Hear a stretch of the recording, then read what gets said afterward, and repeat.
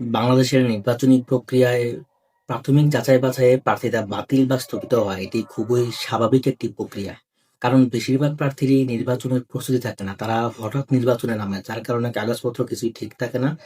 বাতিল হবার পরে আপিল করে কাগজপত্র ঠিকঠাক করে এদের বেশিরভাগই আবার প্রার্থিতা ফিরে পায়। এটাকে নিয়ে একটা গোষ্ঠী নতুন স্লোগান তুলেছে যে প্রশাসন বিএনপির দিকে ঝুঁকে গেছে। তারা যখন বুঝতে পারছে আসন্ন নির্বাচনে তাদের সমস্ত কূটকৌশল ধরাশায়ী হচ্ছে, তখনই তাদের নতুন এই বাহানা। এই গোষ্ঠীটাকে দেখবেন গত ১.৫ বছরে সুস্থ রাজনৈতিক চর্চা করেনি। নিজেদের কোর রাজনৈতিক চর্চা থেকে দূরে সরে গিয়ে দেশকে অস্থিতিশীল করার সমস্ত অপচেষ্টা তারা করে গেছে। তারা কখনো বলেছে স্থানীয় সরকার নির্বাচন না হলে তারা নির্বাচন হতে দিবে, বলেছে সংস্কার ছাড়া নির্বাচন করতে দিবে না, ও আবার বলেছে পিয়ার পদ্ধতি ছাড়া বাংলাদেশে কোনো নির্বাচন হতে দেওয়া হবে না।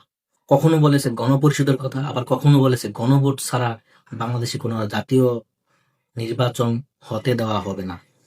এখন দেখেন এই সবকিছু ছাড়াই কিন্তু তারা এবারের জাতীয় নির্বাচনে অংশ নিচ্ছে। তাদের প্রত্যেকটা দাবি যে উদ্দেশ্য প্রণোদিত এবং শুধুমাত্র ইস্যু ক্রিয়েট করার জন্য, এটা দেশের মানুষ ইতিমধ্যে বুঝে গিয়েছে। আসলে এদের কথায় কান দেওয়ার, এদের কথায় পাত্তা দেওয়ার আর কিছুই নাই।